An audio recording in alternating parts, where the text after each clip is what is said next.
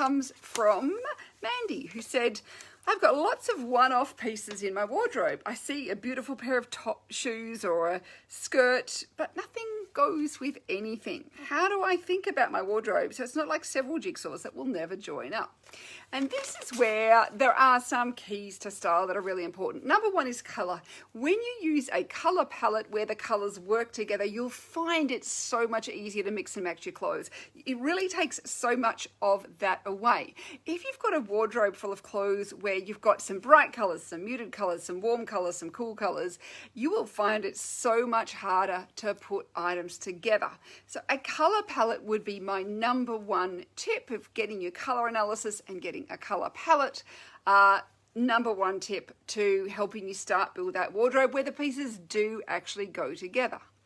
Then I would be looking at, why are your current clothes not working with each other? Is it because the colors don't mix and match, or is it something else? And this could be things like the volume. So if we've got everything is voluminous, we'll find it very hard to put things together. So it can be thinking about, if I've got something with volume, I need to have something slimmer that goes with it. So we can look at that principle of volume there as well. I mean, without knowing why it is your pieces don't go together, it's very hard for me to give you specific advice. But that would be another thing I'd be looking at. I'd be looking color, principle of volume, and then it could be style. It could be level of refinement. Have you got really dressy things and very, very casual things, but nothing in between that allows you to put those things together? Is there something about the style that's very different from each other, or are you just not sure how to put things together? So this is where it's very hard for me to know this, but I think this is where having a bit of a wardrobe plan can also really help you to know what it is that you need.